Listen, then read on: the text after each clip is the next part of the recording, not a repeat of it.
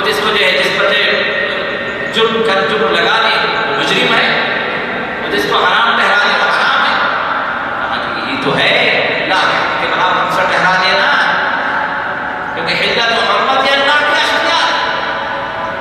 اور یہی بعینی میرے دوست ہماری امت کے اندر بھی موجود ہے. آج مختلف مذاہب مختلف مسالک کے نام سے لوگوں نے اپنے طور سے بہت ساری چیزوں کو حلال ٹھہرا دیا، اپنے طور سے بہت ساری چیزوں کو حرام ٹھہرا دیا بغیر کسی دلیل کے. کیوں؟ نہیں، یہ ہمارے عالم صاحب نے کہا کہ یہ حرام ہے، یہ ہمارے شیخ صاحب نے کہہ دیا کہ حلال ہے، ہمارے پیر صاحب نے کہہ دیا کہ یہ حرام ہے. کیا دلیل ہے؟ دلیل نہیں پوچھنا، دلیل پوچھو گے خارج، بس یہ خارج اسلام سے نکال کفر کے فرض میں دلیل پوچھنا.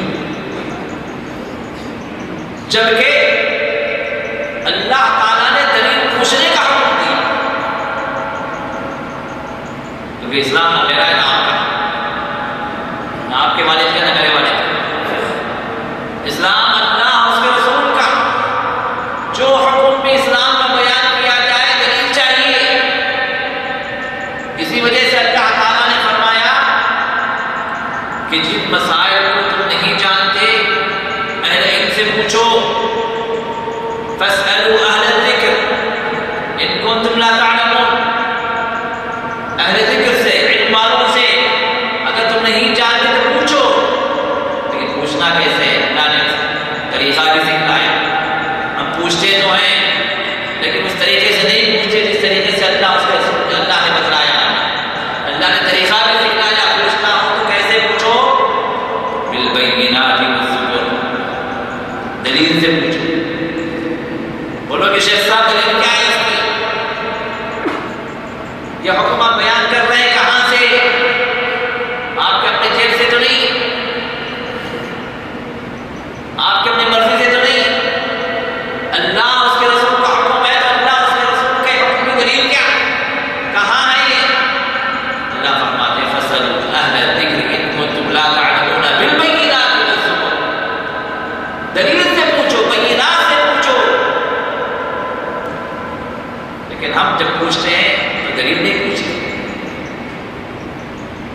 اور دلیل نہ پوچھ کر ہم نے ان لوگوں کو اتنا عادی بنا دیا کہ اگر کوئی بندہ قرآن کے حکم کے مطابق اگر ان علماء سے دلیل پوچھنا چاہے تو کہتے ہیں کہ یہ تو جو ہے وہ ہے جو ہمارے مرتبے کو مانتا نہیں،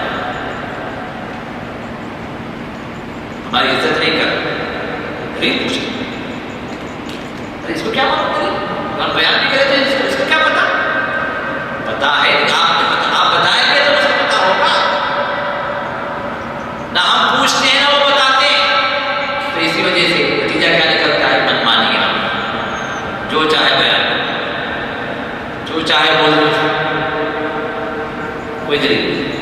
تو لہٰذا میرے دوستوں اس بات کو ذہن میں رکھیں کہ عبادات کی کرنے کے لیے دلیل چاہیے اور معاملات میں کرنے کے لیے دلیل نہیں چاہیے. معاملات میں رکنے کے لیے دلیل چاہیے، کسی چیز کے حرام ہونے کے لیے دلیل چاہیے. حلال ہونے کی دلیل کی ضرورت نہیں ہے، اس لیے کہ حلال ہونے کے لیے دلیل اللہ کی طرف سے کافی ہے. هو الذی خلق لکم ما فی الارض جميعا. زمین میں جو کچھ اس اللہ نے پیدا کیا تمہارے لیے پیدا کیا، یہ اصلاً حلال ہے.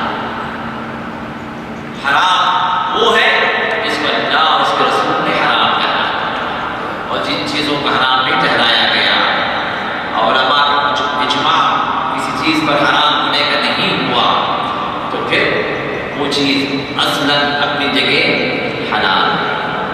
تو پچھلے درس میں ہم نے آپ کے سامنے ان تجارتوں کا ذکر کیا تھا جو تجارتیں شریعت میں حرام ٹھہرائی گئی، جو لین دین جو آپس میں جو خرید و فروخت ہے، ان چیزوں کے سلسلے میں محمد رسول اللہ صلی اللہ علیہ وسلم نے جن جن چیزوں کو حرام ٹھہرا دیا، جن تجارتوں کو آپ نے حرام ٹھہرایا، جائز نہیں فرمایا، ان چیزوں کا ہم نے پچھلے درس میں ذکر کیا.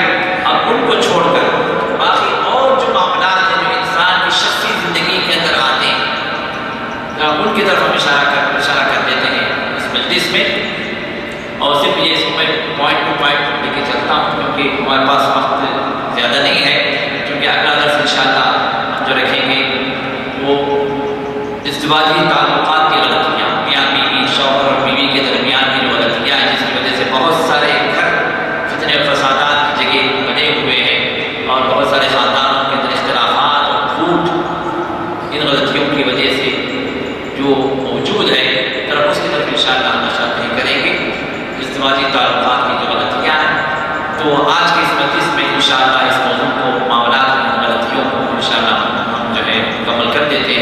تو اس وجہ سے بغیر تفصیل میں گئے صرف پوائنٹ ٹو پوائنٹ میں ان چیزوں کا ذکر کر دیتا ہوں جو ہمارے اپنے گھروں کے اندر یا شخصی زندگی کے اندر جو پائے جاتے ہیں. اور اس کے بعد چونکہ رمضان قریب ہوگا تو انشاءاللہ رمضان میں جو غلطیاں جو کرتے ہیں لوگ انشاءاللہ اس پر بچاتے ہی کریں گے. رمضان سے پہلے شعبان کا جو درس ہوگا وہ انشاءاللہ رمضان کی غلطیوں کے سلسلے میں ہوگا. تو لہٰذا آج جو بقیہ جو باتیں موجود ہیں معاملات سے متعلق جو ہمارے گھروں کے اندر موجود ہیں ذرا ان کی طرف ہم نشاندہی کرتے ہیں. تو لہٰذا ذرا اور سے ان پوائنٹس کو سنتے چلے جائیں.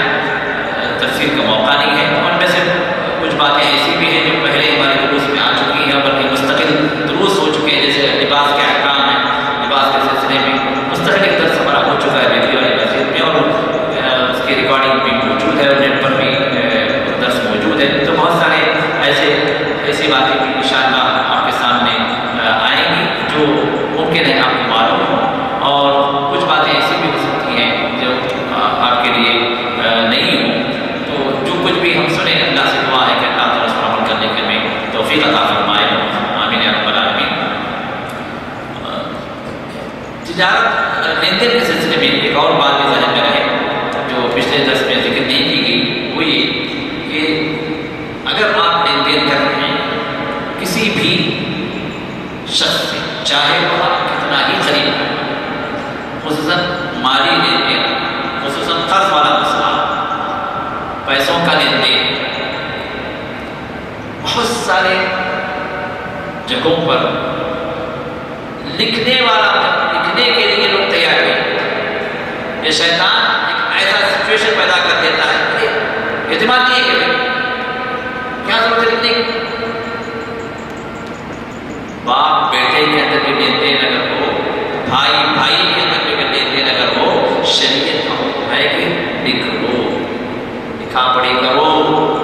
اور آپ کو معلوم ہونا چاہیے کہ اللہ تعالیٰ نے قرآن کریم کے اندر سب سے بڑی صورت میں سب سے بڑی آیت قرآن کی میں نازل فرمایا اسی لین دین کے بارے میں.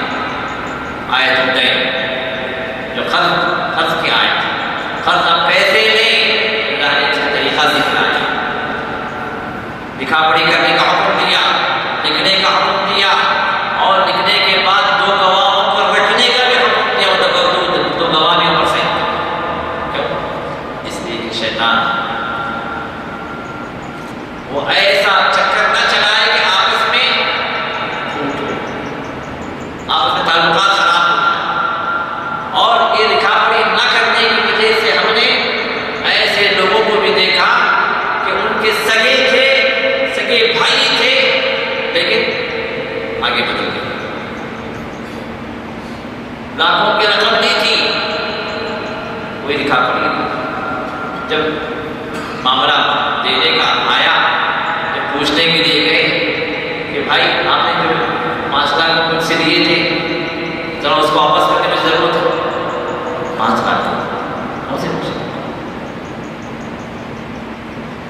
مجھے دیے, شاید خواب دیکھ کے آئے تھے, خواب میں دیے شاید, کوئی طریقہ نہیں. اور کئی کا ایسے بھی نقصان ہوا کہ اس نقصان کی وجہ سے زندگی چلی گئی اور پھر اللہ اگر حکم دیتے ہیں میرے دوستوں تو یہ ہماری مصلحت ہے, ہمارے فائدے, اس میں اللہ کا کوئی فائدہ نہیں.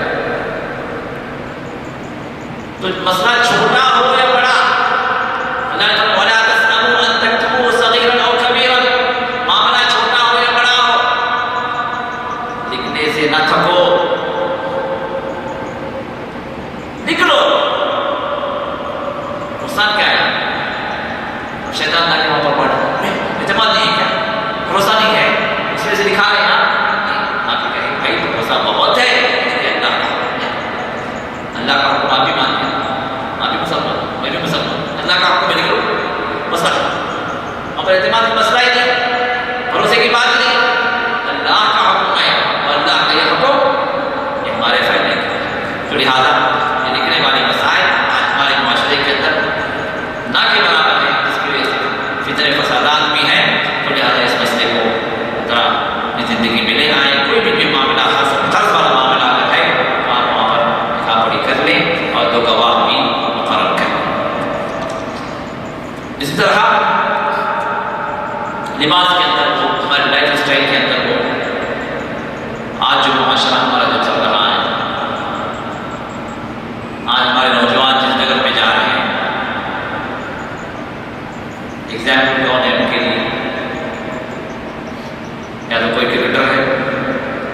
یا کوئی اسٹار ہے یا کوئی ہیرو ہے، بال بھی رکھتے ہیں تو ان کی طرح، لباس پہنتے ہیں تو ان کی طرح، اگر وہ اونچا پہن لیا تو اونچا، اگر وہ نیچا پہن لیا تو نیچا، اگر وہ سر اڑوا لیا تو اڑوا لیا، اگر آدھا کٹوا لیا تو آدھا کٹوا لیا، پورا طریقہ انہیں جہنمیوں کا آج ہماری امت کے نوجوان ان کے لیول پر چل رہے ہیں۔ تو پھر ذرا سوچیں کہ یہ امت جا رہی ہے، نام ہے، دعوے ہیں رسول اللہ صلی اللہ علیہ وسلم سے محبت کی، لیکن رسول اللہ صلی اللہ علیہ وسلم محبت والے مسائل جب اظہار کا موقع آئے تو ہم محبت کا اظہار کرتے ہیں بڑی طور پر ان جہنمیوں کی پیچھے چل کر ان کے راستے اختیار کر، تو لہٰذا ہم اپنے گھروں پر غور کریں، اپنے آپ پر جو غور کریں کہ ہم کس طرح کا لباس پہن رہے ہیں، کس طرح کی ہم بات رکھ رہے ہیں، اور کس طرح کی لائف اسٹائل جو ہے ہم نے اختیار کر رکھی ہے ہمارے گھروں کے اندر، ہمارے بچے اور خصوصاً نوجوان، چاہے لڑکے ہوں یا لڑکیاں ہوں، تو کس طرح کر رہے ہیں، ذرا اس پر ہم نظر کریں۔ اسی طرح گھروں کے اندر ہم نے جو ٹی ویاں رکھی ہوئی ہیں، ٹی وی اپنی جگہ نقصان دہ نہیں، ٹی وی اپنی جگہ منع نہیں، وہ تو ایک انسٹرومنٹ ہے، اس انسٹرومنٹ کو ہم کیسے استعمال کر رہے ہیں اس پر مسئلہ۔ ہمارے بچے اس ٹی وی کے ذریعے سے کس طرح بگڑ رہے ہیں، اور اس پر آپ غور کریں، ان کے اخلاق کیسے برباد ہو رہے ہیں، ان کارٹونوں کے ذریعے سے ان کے دماغوں میں، ان کے ننھے دماغوں کے اندر کن چیزوں کو ڈالا جا رہا ہے، اس پر غور کریں۔ ہمارے بچوں کو ہم نیک بنانا چاہتے ہیں، لیکن ان بچوں کے دماغوں کے اندر ہیرو کون ہے؟ تارزن ہے جو ناکام، ہاں، ان کے خوابوں کی شہزادی جو ہے جو آدمی سے مل رہا ہے، بے حیائی اور برائی کے جتنے نقشے ہیں سب ان کے سامنے کارٹون کے اعتبار سے پیش کیے جا رہے ہیں، اور ان معصوم ذہنوں کے اندر وہی چیزیں جو بنتی ہیں۔ ان کے ہیرو کا وہ لوگ جو دوسروں کو ظلم کریں، وہ لوگ جو دوسروں کا حق چھین لیں، وہ لوگ جو ڈکیتی کریں، وہ لوگ جو چوری کریں، اب ایسے کارٹون بچے پسند کرتے ہیں، اور ان کے اخلاق کیسے بنے گا؟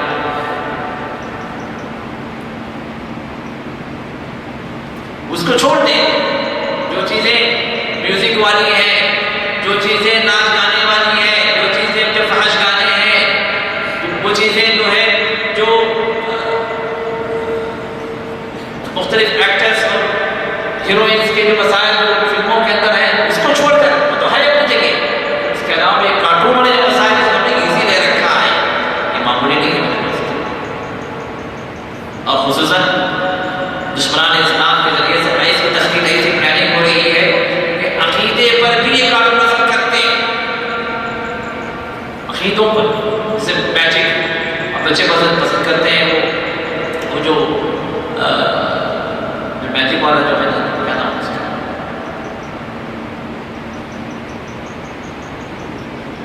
بہت بڑے پیمانے پر جو ہے کے نام اس کا، جی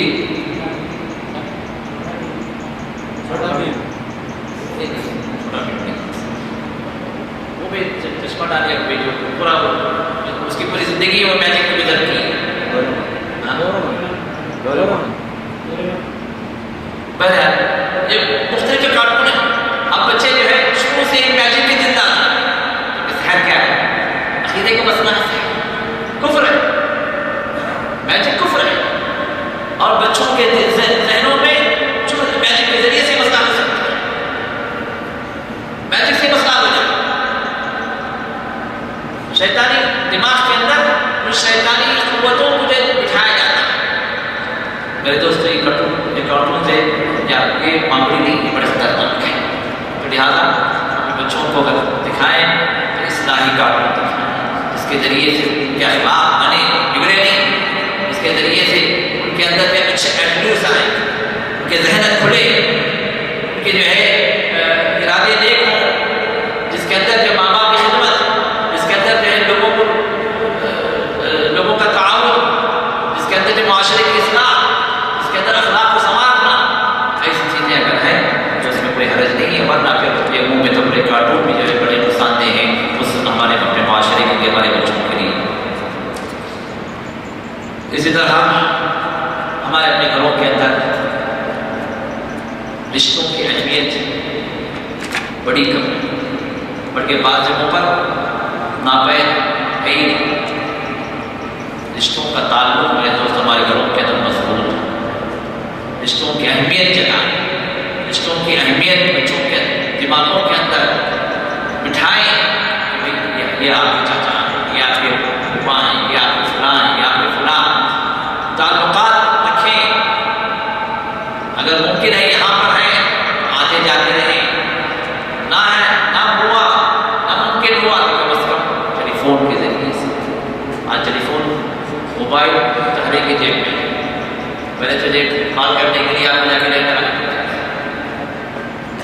ہم جب آئے تو سب کیا کہتے ہیں تو کال کرنے کے لیے 18-20 سال پہلے کی بات ہے، تو کال کرنے کے لیے آپ کو بوتھ پہ رہ کر آدھا گھنٹہ ایک گھنٹے میں نمبر آتا ہے، لیکن اب اللہ نے اتنے آسانی پیدا کر دی کہ آپ جب چاہیں السلام علیکم، کیسے خیریت سے، صلۃ الرحم، رشتہ آپ نے جوڑ دیا، اللہ کے قریب ہو گئے۔ اور رشتوں کا جوڑنا میرے دوست محمد رسول اللہ صلی اللہ علیہ وسلم نے شان فرمایا کہ من سرہ، جو اس بات سے خوش ہو جائے، کون خوش نہیں ہوگا، ہر آدمی خوش ہے اس بات سے کہ عمر لمبی ہو جائے، اللہ آپ کی عمر لمبی کا نہیں چکر، عمر لمبی ہو جائے، رزق بڑھ جائے، یہ دو ایسے نسخے ہیں جو آپ کے اختیار میں نہیں، اللہ کے اختیار میں، آپ الٹا میں رکھ جائیں تو آپ کی عمر نہیں بڑھ سکتے، رزق جتنا آپ کو لکھا گیا اتنا ہی آپ کو ملے گا، کچھ بھی کر لیں آپ، لیکن اللہ فرماتے ہیں اپنے حبیب کے ذریعے سے یہ دو چیزیں جو تمہارے اختیار میں نہیں میرے اختیار میں ہے، میں بڑا ہوں کیسے، میرا وعدہ کیسے، کب، ایک کام کر دو، ایک کام کر دو، ایک کام کرو، دو چیزیں میں عطا کرتا ہوں، اور وہ دو چیزیں وہ ہیں جو تمہارے اختیار میں نہیں بلکہ پورے مخلوق کے اختیار میں نہیں ہے۔ یہ اور بات ایک لوگ جا کے سمجھتے ہیں کہ یہ مشکل کشا ہے، یہ جو ہے آپ کو پڑھانے والے ہیں، یہ بابا ہیں جو آپ کی روزی دلا دیں گے، آپ یہ سب شیطانیت ہے، شرک ہے اللہ کے ساتھ۔ ان اللہ هو الرزاق ذو القوة المتین، عقیدہ قرآن کی آیت، ہر مسلمان کا عقیدہ کہ رزاق کون ہے، اللہ ہی ہے، رزق عطا کرنے والا اللہ ہی ہے، کوئی نہیں، کوئی رزاق نہیں۔ یہ جتنے بابے سب ہیں سب شیطانی جو ہے یہ چیلے ہیں یا یہ شیطانی دروازے ہیں جو شرک کی طرف لے جاتے ہیں۔ رزق کا دینے والا صرف اللہ ہے، اور رزق کا دینے والا وہ وعدہ کر رہا ہے کہ تم وہ کام، ایک کام کر لو، میں تمہیں دو چیزیں عطا کروں گا جو تمہارے اختیار میں نہیں بلکہ کسی بھی مخلوق کے اختیار میں نہیں ہے، وہ ہے کہ تمہارے رزق کو بھی بڑھاؤں گا، تمہاری عمر کو بھی بڑھاؤں گا، اور وہ کیا ہے، رشتوں کو جوڑو، رشتوں کو جوڑو، توڑو نہیں، توڑو گے تو اللہ کی لعنت، جوڑو گے تو اللہ کی رحمت۔ اور محمد رسول اللہ صلی اللہ علیہ وسلم نے ایسی بدلائی کہ رزق بھی بڑھے، عمر بھی بڑھے۔ میرے دوست ذرا اس پر ہم اپنے خاندان کے افراد کو زور دیں، اور خود بھی جو ہے ذرا غور کریں کہ ہم نے کسی سے بٹاؤ تو نہیں کیا ہے، رشتے تو ہم نے کاٹ کے رکھے ہیں، فلاں کو سلام کر کے کتنے دن ہو گئے، بلکہ کئی لوگ ہیں کئی مہینے گزر گئے، کئی سال گزر گئے، اب تک کا اس کو سلام ہے کوئی کلام۔ میرے دوست یہ وہ چیزیں ہیں جو اللہ کی رحمت سے دور کرتی ہیں، بلکہ اللہ نے قرآن کریم میں لعنت بھیجی ہے، اور رسول اللہ صلی اللہ علیہ وسلم نے یہ بھی ارشاد فرمایا کہ رشتوں کا جوڑنا یہ نہیں ہے کہ جو ہے جو تم سے جڑے آپ سے جڑے، آپ کو بھی آ رہے ہیں، آپ بھی جا رہے ہیں، مطلب شریف قائم ہے، یہ قائم نہیں ہے، بدلا ہے، یہ بدلا، وہ آ رہے ہیں آپ بھی جا رہے ہیں، وہ سلام کلام کر رہے ہیں آپ بھی کر رہے ہیں، وہ دعوت دے رہے ہیں آپ بھی دے رہے ہیں، یہ تو بدل بدل جوڑنا کیا ہے، جوڑنا کیا ہے، جوڑنا یہ ہے کہ جو تم سے کٹے تم اس سے جڑو، اللہ بولنے کے لیے بہت آسان ہے، ہاں جب کرنے کا مسئلہ آتا ہے تو سب سے پہلے جو ہے، سب سے پہلے جن سے کٹاؤ ہو چکا ہے آپ ان سے ڈھونڈنے گئے تو سب سے پہلے روکنے والی جو ماشاء اللہ ہماری ہوم منسٹر ہوتی ہے، کدھر جائیں پتا ہے وہ کیا بولے تھے مشکل مرتبہ کیسی گالی دی تھی، کتنی بڑی بات بول رہی ہے، ہم جھک کر جائیں گے پاس انا کا مسئلہ ہے، انا کا مسئلہ سب سے پہلے شیطان کھڑا کرتا ہے، ہم اتنے گرے پڑے ہیں اتنا جھک کر چلے جائیں ان کے سامنے ہماری عزت کیا رہ جائے۔ میرے دوست یہ سب شیطانی ہیلے، یہ سب شیطانی ہتھ کنڈے، وہ سب اس نے پتنی کو سمجھائیں کہ اللہ کا حکم ہے، یہ شیطان کا یہ ہتھ کنڈا یہ اللہ کے راہوں سے دور کرنے والے مسائل ہیں، یہاں اگر ہم جھکیں تو اللہ تعالیٰ ہمیں بلند کریں گے۔ من تواضع للہ، جو اللہ کے لیے اپنے آپ کو جھکا لے، جو اللہ کے لیے اپنے آپ کو اتار کرے، اللہ رفعہ اللہ اس کو بڑھا دیتے ہیں، اللہ اس کو بڑھا دیتے ہیں، دنیا میں بھی بڑھے گا آخرت میں بڑھے گا، وہاں بھی درجات بڑھے گا۔ لہٰذا میرے دوستوں رشتوں کا توڑنا ان لوگوں سے جو ہم سے کٹ چکے ہیں، تو اس کی طرف ہم دھیان دیں، اور اسی طرح ہمارے مجلسوں کے اندر زبانی جو لغزشیں ہیں یہ بہت زیادہ ہیں، اس پر غور کریں۔ یہ زبان یہ آفت کی گڑیا، یہ زبان کے ذریعے سے غیبتیں، یہ زبان کے ذریعے سے چغلیاں، اس زبان کے ذریعے سے جو ہے ایک دوسرے کی خامیاں، ایک زبان کے ذریعے سے ایک دوسرے کا ٹھٹول مذاق استہزاء، یہ سب چیزیں جو ہے ہماری مجلسوں میں جاری ہیں۔ ہم چار آدمی ملتے ہیں، خصوصاً خواتین، جو خواتین مل جاتی ہیں تو ہمیں تیسرے کا ذکر ضروری ہے، یہ فلاں ویسی یہ فلاں ویسی تھی فلاں، یہ تو خواتین کا خصوصی مسئلہ، اور عمومی مسئلہ ہمارے مجلسوں کا بھی ہے کہ جہاں تین چار آدمی مل جاتے ہیں وہاں پر کسی اور بندے کا وہاں پر ذکر چھڑ جاتا ہے، جو اس کے پیچھے غیبتیں، یہ ہمارے مجلسوں کی زینت ہے۔ تو لہٰذا اپنے آپ کو روکیں، اپنی زبان کو، رسول اللہ نے ارشاد فرمایا کہ اگر زبان کھولنا ہے تو خیر میں کھولو، بھلائی میں کھولو، ورنہ اس زبان کو مت رکھو، اس زبان کو مت رکھو۔ رسول اللہ صلی اللہ علیہ وسلم نے معاذ بن جبل سے ارشاد فرمایا کہ بندہ کبھی ایسا کلمہ، ایسا لفظ اپنی زبان سے نکال دیتا ہے کہ اس لفظ کو کوئی اہمیت نہیں دیتا، کوئی بڑی بات نہیں سمجھتا، لیکن اللہ کے پاس وہ اتنی بڑی بات ہو جاتی ہے کہ اس ایک کلمے کی وجہ سے، اس ایک لفظ کی وجہ سے اللہ تعالیٰ اس کو جہنم میں اتنا نیچے جھونکتے ہیں کہ 70 سال کا فاصلہ اتنا نیچے کھڑا اس ایک کلمے کی۔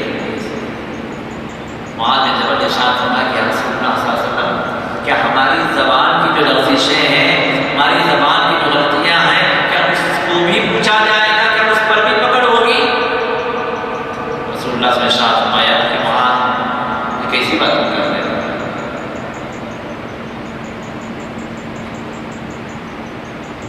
کیا جہنم میں سب سے زیادہ جو جانے والے ہوں گے، جہنم میں جو جھونکے جانے والے ہوں گے، یہ تو وہی لوگ ہوں گے جن کی زبانیں ان کو وہاں پہنچائیں، یہ زبان کی لغزشیں ہوں گی۔ تو لہٰذا میرے دوستو یہ زبان بڑی خطرناک ہے، اس زبان کو سنبھالیں، اور اسی زبان کی وجہ سے کتنے فسادات ہمارے گھروں کے اندر، پرانے یہ ساس بہو کے جھگڑے، نند بھابھیوں کے جھگڑے، یا اسی طرح جو ہے گھروں کے اندر جو جتنے مسائل ہوتے ہیں، یہ سب کا یہی زبان، اسی زبان کی وجہ سے مسائل۔ اگر زبان میں انسان کنٹرول کر لیا تو پھر وہاں پر عافیت۔ رسول اللہ صلی اللہ علیہ وسلم من صمت نجا، جس نے خاموشی اختیار کر لی نجات پا گیا، نجات اس کا خاموشی اختیار کرے تو نا، یہ کرنے کے لیے جہاد چاہیے، زبان کو روکنے کے لیے جہاد چاہیے، بولنے کے لیے نہیں، روکنے کے لیے جہاد چاہیے۔ تو لہٰذا اس پر جو غور کریں اور اپنی زبان کو کنٹرول کرنے کی کوشش کریں، اور اسی طرح ہمارے گھروں کے اندر اسی زبان کے اعتبار سے ایک بات یہ بھی ہے کہ